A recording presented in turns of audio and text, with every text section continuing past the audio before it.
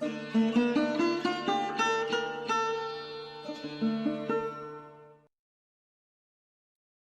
you for choosing to listen to the audio podcast of this month's missive entitled Oppressive and Aggressive, the Zonal Ācārya Takeover. Hare Om Namaha. To mistake material energy for spiritual, or to mistake spiritual energy to be material, is the plight of deluded souls. This delusion of all conditioned souls situated in the lower modes extends to process, as logically it must. To mistake a material process as being conducive to spiritual advancement is certainly a manifestation of avidya. This particular avidya is strongly promoted in organized religions, those which are not under the direct and perfect guidance of the acharya. The fabricated so-called ISKCON Confederation is one such institution. Antimatter means there are two things, spirit and matter. Antimatter means spirit, matter is destructible, but antimatter is not. A genuine religion or Sanatana Dharma is an occult theism. It requires perfect knowledge, free from all corruption and compromise. Its process for deliverance from matter must also be perfect. A genuine bhakti process must be perfectly connected to the transcendental world of antimatter in order to produce the real result, which of course is vimukti. The living entities belong to the category of superior energy, antimatter, but they are now deeply entangled in matter. The very word antimaterial indicates that its principle is in opposition to material qualities. Organized religion in Kali Yuga includes so-called ISKCON, Neomat, and Ritvik. They disguise themselves as representing an anti-material organization and process. Superficially, they can and do pull this off to the detriment of unfortunate people who possess a poor fund of knowledge.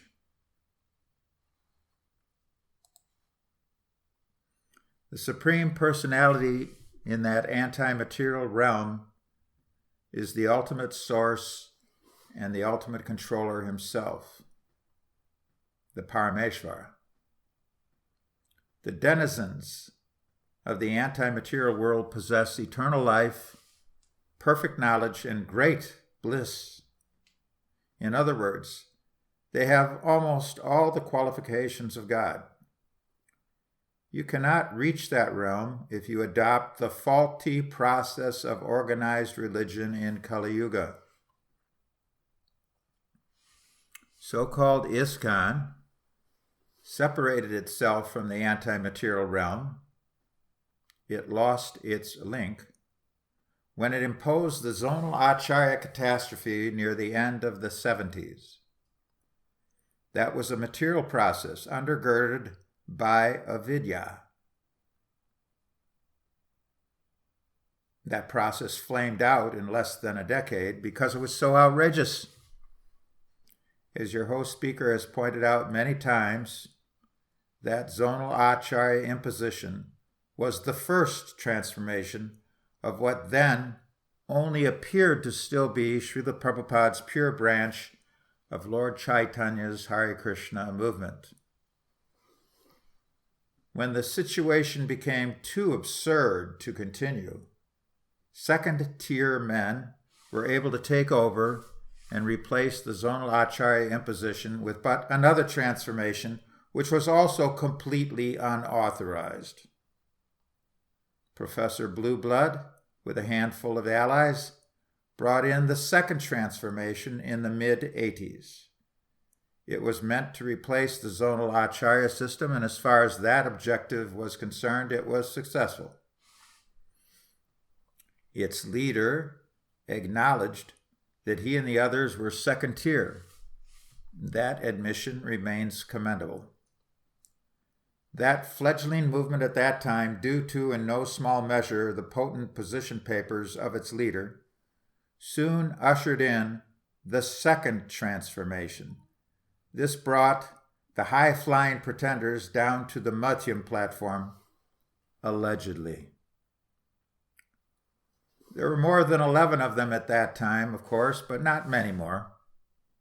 Professor Blueblood's initiative also, de facto, ostracized those of the ostentatious zonals who were implicated in scandals, mostly of the sexual variety with their own disciples. We shall return to more discussion about the second transformation subsequently. Most of you, if not virtually all of you, do not remember how aggressive and oppressive the zonal Ācārya takeover was back in the late 70s. That zonal hoax was mostly jettisoned by 1987, and it was followed by a kinder and gentler demonstration. Granted, that change dulled the memory of what the zonal scheme actually was for most devotees. In this article, you are receiving a reminder of it. That kinder and gentler demeanor of the second transformation was not at all the case when the zonals roared in. You were prone to be labeled a demon if you found any fault in them, although that imposition was chock full of faults and deviations from the order of the acharya. At that time, you were, in effect, if not outright, ostracized, at least to some extent, if you even criticized it. False personality defends itself. 11 false egos, all of whom individually adopted a false personality in order to complement their styles and powers of attraction. They combined to prop up the zonal concoction. Their greatest potential threat came from sannyasis and the temple presidents, especially if those presidents united.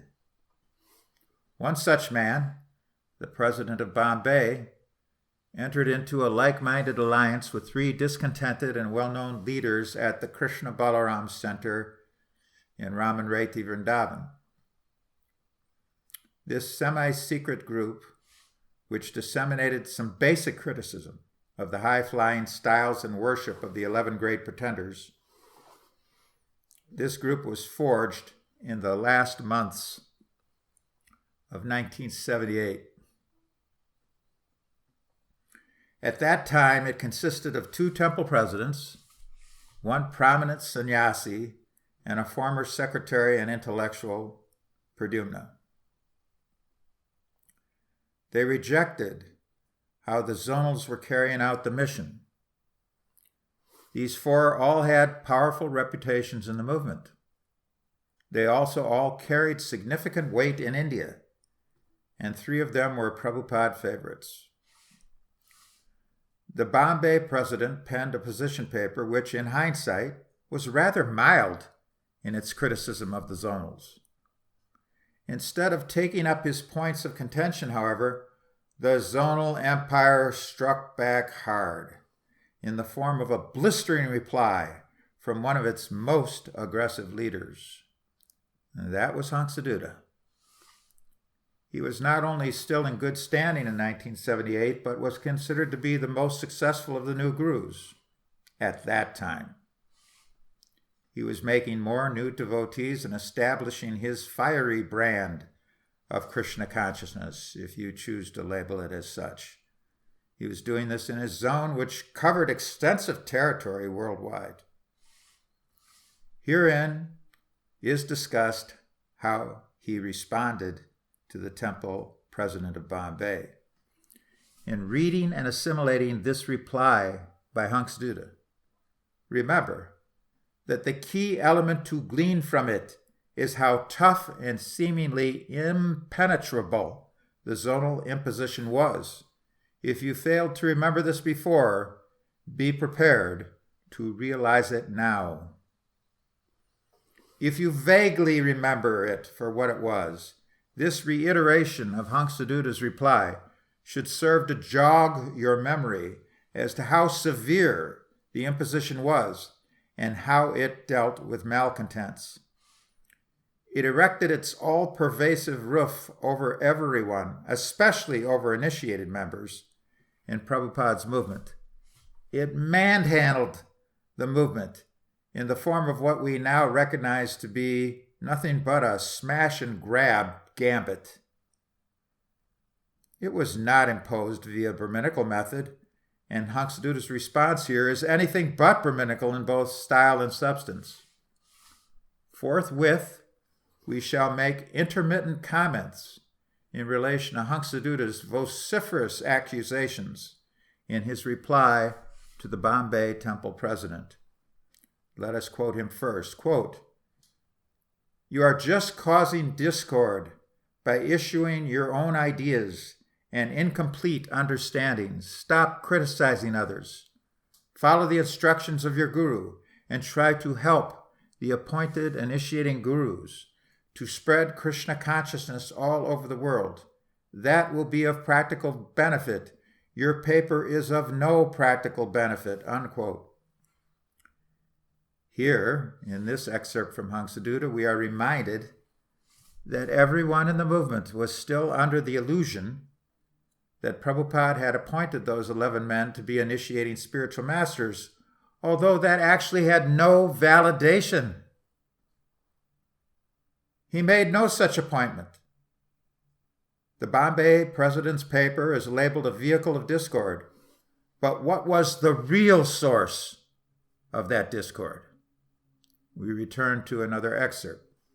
Quote, "It is bringing devotional service to a standstill rather than advancing it. Keep quiet. Try to come to this platform of perfection."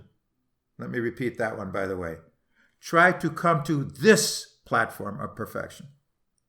That is more important than issuing disruptive papers like the one you have issued. What is the value of finding fault? Don't write these papers and don't cause disruption. Things are going on nicely without your cloud of ignorance being spread over ISKCON in the form of your essay. The paper is causing so much discord and confusion in ISKCON, unquote. The totalitarian thread undergirding the zonal Ācārya imposition is on full display in this particular excerpt. He says, "Keep quiet." How was there any possibility for even reform, any reform, with this being the attitude of the, quote unquote, in his words, the new 11 heartbeats? If the zonal scheme was so authorized, then how could a relatively insignificant position paper of a temple president, which was not well circulated by any stretch of the imagination, cause, quote, so much discord and confusion, unquote? It couldn't, unless there was something of substance it was revealing, or at least prodding. He says to the Bombay men, quote, "Try to come to this platform of perfection," unquote. This platform? Obviously, he is referring to himself and the other 10. He is saying that he and they are perfect. He also admonishes the temple president with what appears to be a rhetorical question, quote, "What is the value of finding fault?" unquote. Yet Hansaduda's diatribe consists of almost nothing but finding fault. And another of the movement's leaders, one who was almost as prominent as Hansaduda, especially in India. We'll take another excerpt from Hansaduda. Quote, "A person who is not sitting on the Vyasasana should not criticize a person who is sitting on the Vyasasana. You have caused havoc in ISKCON. The 11 initiating gurus are appreciating Srila Prabhupada, and they are continuing to spread his glories and you are trying to depreciate Srila Prabhupada by depreciating the devotees who are appreciating Srila Prabhupada and trying to make others appreciate him, unquote. So you see, it's the motto here is, the process here is, somehow or other capture the gutty, then automatically you are no longer subject to criticism. Hop on that Vyasa-san, by hook and by crook, and, we may note, by massive deception and force, the 11 great pretenders, including hansaduda, of course, secured their so-called Vyasa-sans in all the temples of the world, although not at all strongly at Krishna Balaram. Thus, they promoted themselves in this way, artificially, as being beyond criticism. The Bombay temple president is accused of causing havoc throughout the movement for what turned out to be, in the end, a legitimate criticism of opulent worship of banal men, all of whom did not deserve any worship at all. Instead, they fully deserve to be cursed and condemned. Oh yeah, hansaduda pulls out ye old transitive card. If you depreciate us, you are depreciating Prabhupada. This is highly unethical and illogical on his part, but he was shooting from the hip throughout the reply. hansaduda knew it well that by the time of late 1978, the movement had been stocked with new men. Many of them, most of them, were anti-intellectual, fanatical, and driven by lower emotions, all in the name of bhakti, of course. They were readily prone to equate the 11 pretenders with Prabhupada because almost none of them had direct experience of Prabhupada. Also, the vast majority of them never understood the exalted status of an Uttama Ācārya. As such, appreciating hansaduda was equated to loving Prabhupada, and the new rank and file were exposed to that programming, with most of them buying fully into it. We return to the hansaduda diatribe. Quote, so those few people who are initiating gurus, and you are not one of them, you are trying to drag them down into the mud. Therefore, you are not appreciating Srila Prabhupada because you are trying to minimize the glories of his devotees. If anyone is trying to usurp Srila Prabhupada's position, it is you, Giriraj, Swami, and not anyone else. As a matter of fact, you have done so by issuing such a paper, unquote. Now, just an explanation here by, quote, these few people, unquote, he is referring to the 11 pretenders. He puts the Bombay temple president in the institutional straitjacket of stratification. In effect, he says, there are 11 very special men who are non-different from Prabhupada, and then there are the rest, including the Bombay president. And that man has no right to issue his position paper. In effect, that's what he's saying. hansaduda stretches the rubber band of illogical discourse to a snapping point when he exclaims that by writing this paper, the Bombay president is trying to usurp the whole movement.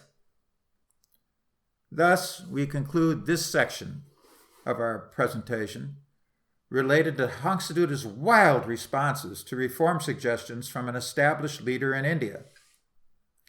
His paper contained only basic suggestions, nothing more. The Bombay temple president's paper did not delve into any root issues. It still accepted the illusion that Prabhupada appointed those men as Diksha gurus, although he never did any such thing.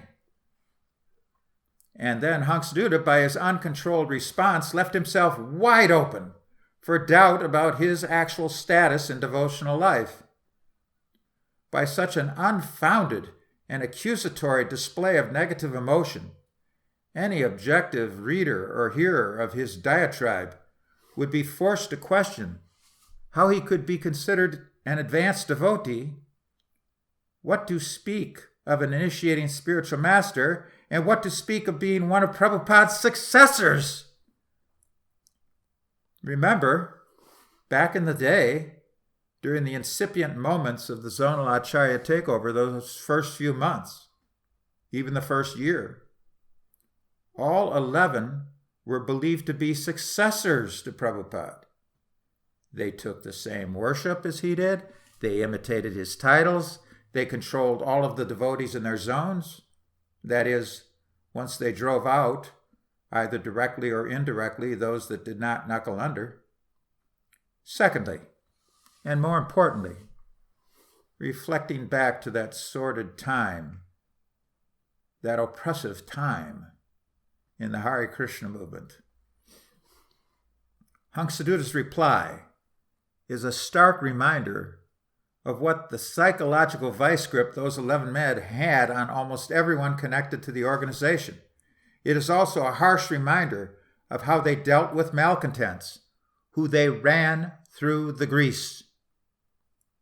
Doing that by emoting about what was allegedly their motives, combined with vilification and character assassination, and in one case,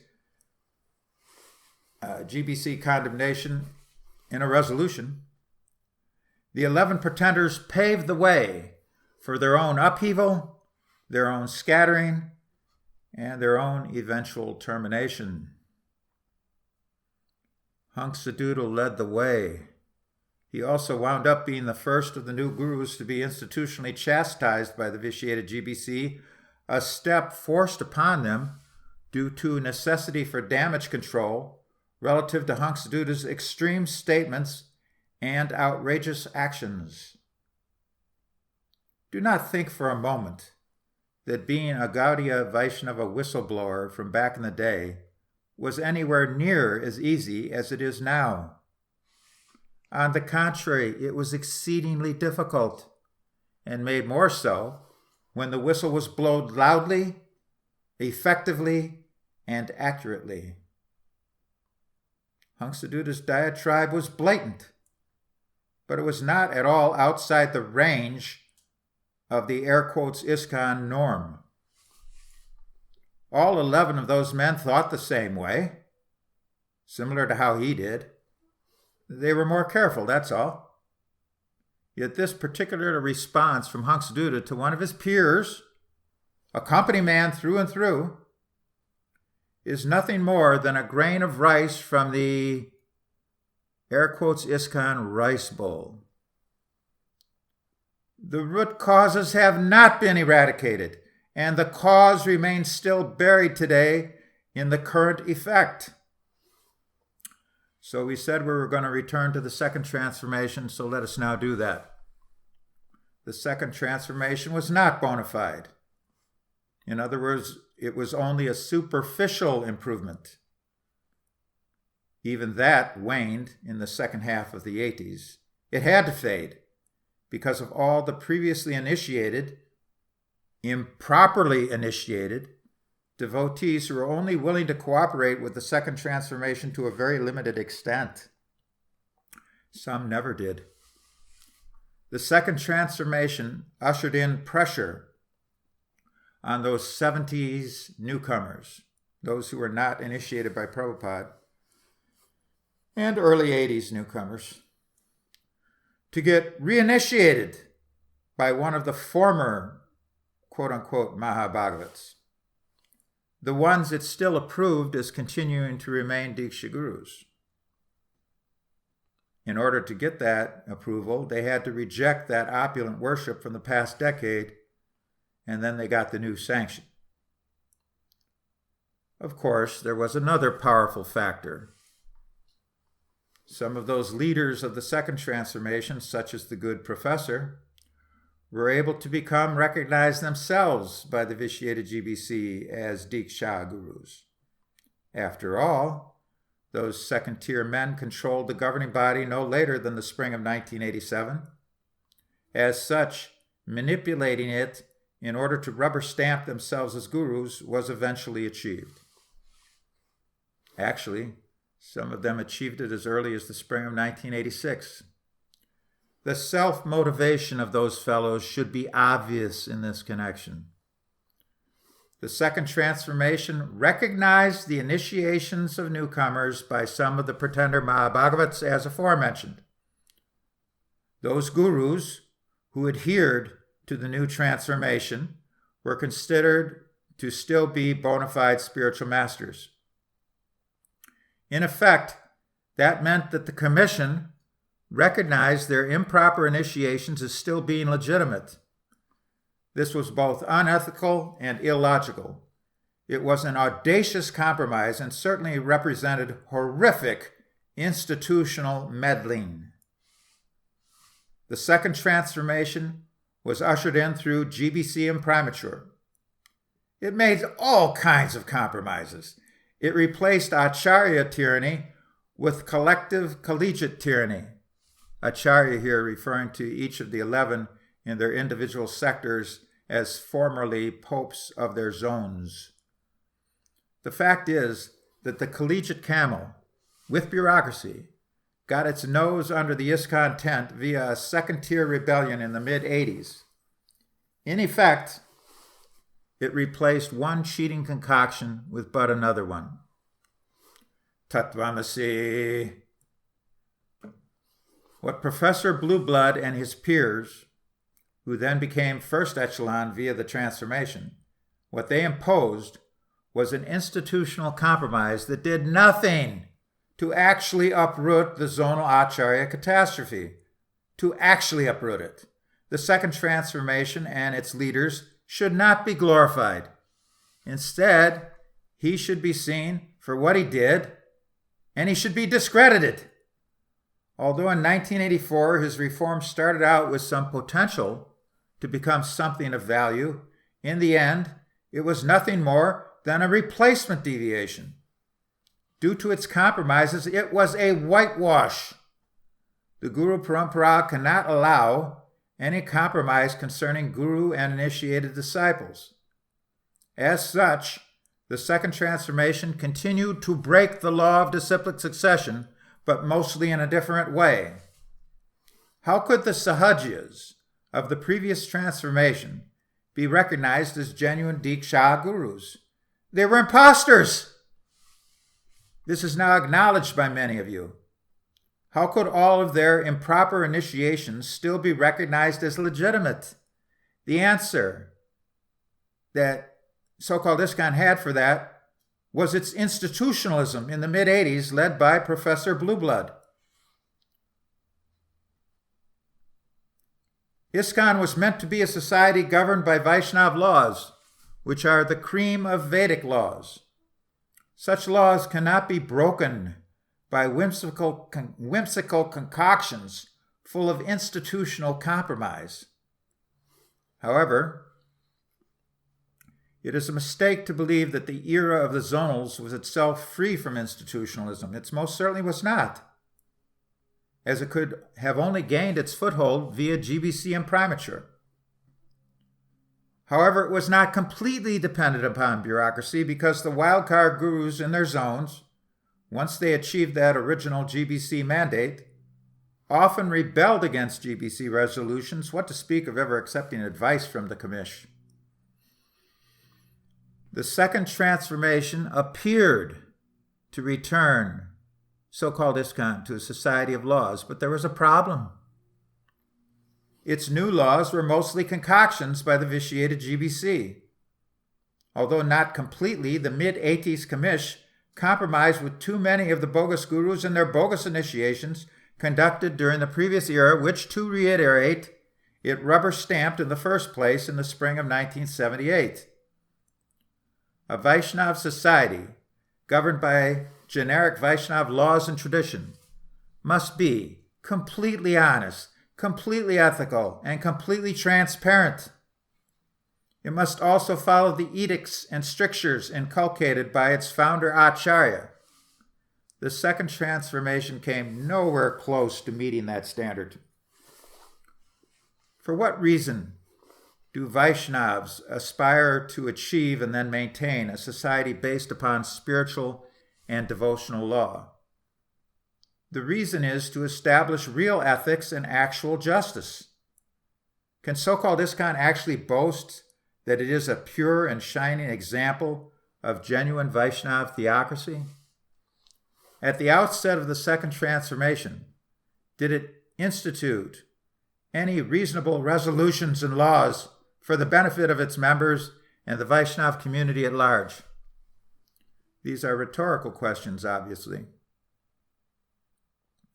There was no real justice to be found in so-called ISKCON if it did not, and it did not. It was both tyrannical and capricious in what it implemented when that suited its purposes. Since the zonal catastrophe of the late 70s, is there anything that is actually fair to be found in so-called ISKCON? It is not a culture that promotes real Vaishnava meritocracy, nor is it an institution that is based upon what is supposed to be its founding principles from the mid-60s. It is certainly not a sublime institution, although superficially it may appear to the ignorant to be that. Ultimately, there is no ashram or spiritual security to be had in it. It is instead a wounded institution with no basis of reality for any of the colorful ceremonies it conducts. It has irreversibly changed the law of disciplic succession via bureaucratic institutional meddling. Now, let us segue to a different analysis central to this month's theme. The format of the Vedanta Sutra is somewhat complicated, but in order to simplify it for this presentation, let us first consider the topic. The Vedanta Sutra is divided into topics known as Adhikaras. There are many sutras in each topic.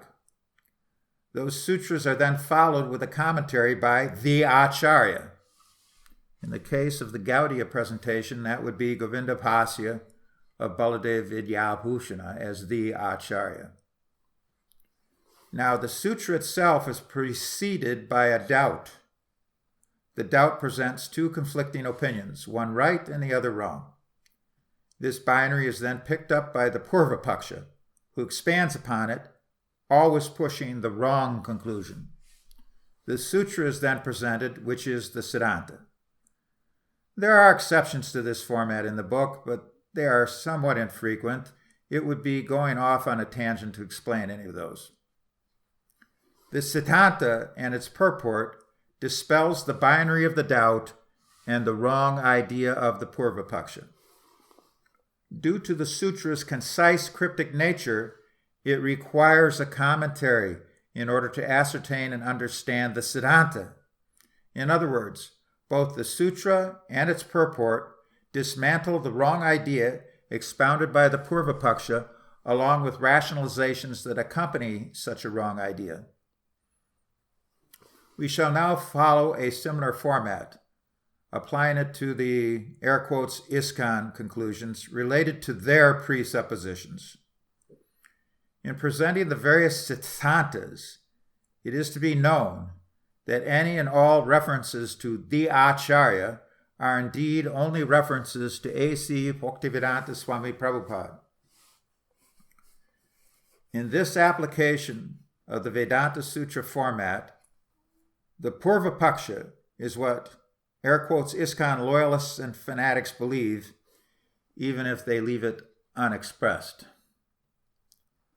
So-called ISKCON will argue that its hive mind, represented by the groupthink of its governing body, is not only an acceptable way to carry on the Guru Parampara, but the best way to continue it.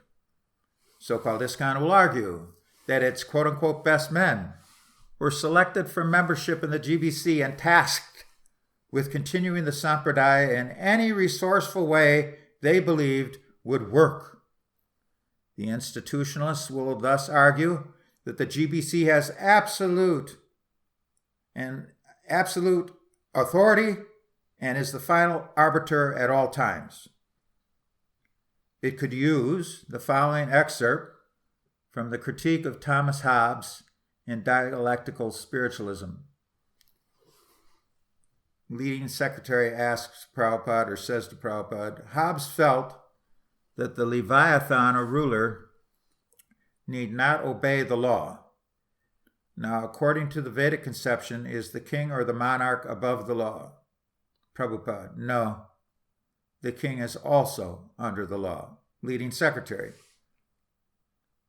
He, referring to Hobbes, he also said that this could be not only an individual, but a group of individuals. Prabhupada, yes, group of individuals can remain, provided they are all devotees, but if the group of individuals, if they are all rogues and rascals, they cannot represent God, either singular or plural. If all of them are single, they must actually be representative of God, abiding by the laws. That was the excerpt from Dialectical Spiritualism. As such, air quotes ISKCON loyalists will cavil that at all times and in all circumstances simply follow the GBC. Even if it is wrong, it's still right, since it has been granted an automatic self-corrective mechanism. The Purva-Paksha argues that the GBC must be followed. He will argue that loyalty to it is absolutely necessary in order to remain linked to His Divine Grace, Srila Prabhupada, and the Gaudiya Guru Parampara. This is the argument of the Purva-Paksha. However, the Siddhanta is the GBC is not to be followed due to its many deviations since the late 70s from the orders of the Ācārya. Due to the transformation of the Ācārya's movement, it has approved and allowed to transpire, and due to the negative impacts of those changes. And now to the purport. There remains no solid evidence whatsoever that there was ever any sanction from the Ācārya when the vitiated GBC gave its imprimatur to the 11 great pretenders. As we all know now, they had only been approved as Ritviks less than a year previous to the zonal imposition. This fact was hidden from the rank and file for many years. When the GBC converted Ritviks to Diksha Gurus and then recognized them as qualified to accept Uttama Ācārya worship, that decision proved to be an international imposition that was nothing short of catastrophic. Nowhere is to be found any order from the Ācārya to follow the governing body at all times and all circumstances. In point of fact, the Ācārya suspended the GBC in the spring of 1972 and transferred all of its power back to the temple presidents. As soon as the GBC allowed and voted in 11 former Ritviks to be Uttama Udhikari Diksha Gurus, it flagrantly disobeyed the order of the Ācārya, as per this section from that all-important room conversation at Krishna Balaram in May of 1977. Prabhupada, they're his disciple. Leading Secretary 1, they're his disciple. Prabhupada, who is initiating? His grand disciple. Leading Secretary number 2, yes. Leading Secretary number 1, that's clear. Leading Secretary number 2. Then we have a question concerning Prabhupada. When I order you become guru, he becomes regular guru. That's all. He becomes disciple of my disciple. That's it. It was the duty of the GBC men, all of whom were in attendance at that meeting, to ask for clarification as to the term, quote-unquote, regular guru. It was introduced at that time for the first time, but the concept was not at all new. This request for clarification was not done by any of the commissioners, although one of them said, "It's clear." Was it even noticed that this term had the adjective regular attached to it? What did that mean? The dictionary says that it means under regulation. And Uttama Adhikari is not under any regulation, as he has transcended that status even in a stage before he became a Mahabhagavat. The inquiry should have been made, unless they understood what the term meant. Just previously, two of them said everything was clear. That so-called clarity is highly questionable, because none of them acted as regular gurus when the zonal acharya imposition was implemented.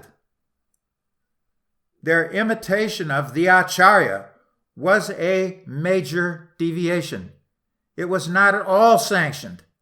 Prabhupada only generically sanctioned the concept of regular guru to continue his branch of the line. He did not appoint any regular gurus. He appointed only Ritviks, who are not initiating spiritual masters. There is no official record of Prabhupada appointing or recognizing specifically by name any regular spiritual masters. The vitiated GBC appointed its own gurus, and it then allowed them to be worshipped as anything but regular. It approved initiating zones for them. It allowed them to accept imitation Prabhupada names. It allowed them to accept pranam mantras, signifying undeserved glorification. It allowed them to take the same opulent worship that Prabhupada took from his disciples and followers. It allowed them to accept worship from their own god brothers and god sisters in front of open installed deities in virtually all of the movement's temple rooms. All of those outrageous actions were sanctioned by the vitiated GBC. All of them constitute major deviations from the order of the Ācārya, and the vitiated GBC bears the responsibility for that. The impositions transformed the movement in almost every way. It became an entirely different movement, with but a few exceptions, and even those faded in time. Added to this, there has been a plethora of negative impacts. The world has been flooded with improperly initiated people. They push all kinds of nescience on behalf of their various organizations. They all believe their materially infected movement is actually anti-material or spiritual. They are all unable to accept the spiritual knowledge and historical accuracy being transmitted in our presentations, including in this one.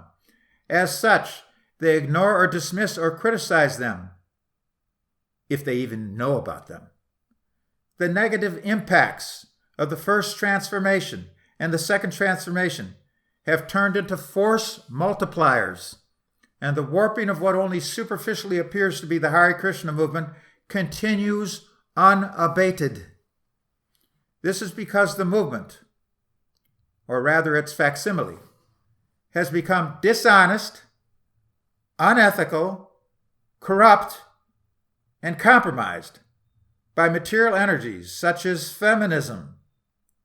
It thus slides down a slippery slope.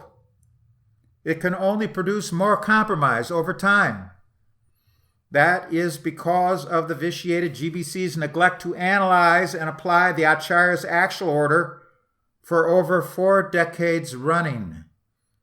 As such, the conclusion, or the siddhanta, is that this GBC, since that time in 1978, must be fully rejected.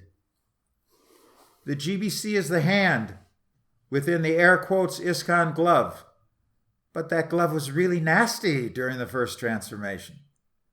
We should not forget that. We should not forget how oppressively and aggressively the Zonal Ācārya takeover was implemented. We should not forget how severely it dealt with those who criticized it. It was a deceptive glove covering the hand of the vitiated GBC inside it, a hand that was and remains thoroughly implicated in all the nescience that has gone down in the name of the anti-material world, which it certainly does not represent. If you are reading this article, if you are hearing this article, it is presumed that you will either read or listen to it to the end. As such, you have also now been reminded about the truth of that catastrophic zonal era. That cause remains in the effect today, as that cause was never uprooted. That cause is the massive deviation of the GBC from Prabhupada's explicit and implicit orders and desires for his movement. The vitiated GBC is doing its own thing, and it has been doing so for a very long time. It is far, far beyond the stage of being reformed. The air quotes ISKCON glove itself may superficially be cleaner now than it was back in the late 70s, but that does not mean that it is actually clean. More importantly, that certainly does not mean that the hand within it is clean. How many deviations are you prepared to overlook and ignore?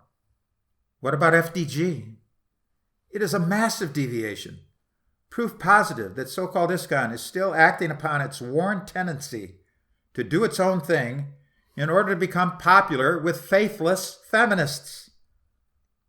The colossal hoax, known as the fabricated so-called ISKCON Confederation, is a pseudo-spiritual scam. It has been able to proliferate to some limited extent only because of the general ignorance of the mass of innocent devotees, those unable to see past its superficial displays of so-called devotion. Such innocence is not ranked high on the scale of important qualities for a theistic transcendentalist, but the air quotes ISKCON leaders are past masters of invoking false humility to exploit it. Humility is not the same thing as humiliation. Perhaps you should consider a return to square one. Consider remembering, or if you are too young for that and were not part of it, analyzing just how oppressive that zonal Ācārya takeover was at that time. And analyze how aggressive the cult's leaders were when they implemented the zonal Ācārya hoax. That may wake you up. If you have made it to the end of either this article or podcast, thank you. Recognize, since you have done so, that you are no longer innocent. You are no longer an innocent. That change of status is a wanted spiritual development for you. Please note also that it is accompanied by the responsibility to stop contributing to and remaining on board with a leaking boat called so-called ISKCON as it drifts down the river to nowhere. Think about these things. Sadeva Samya.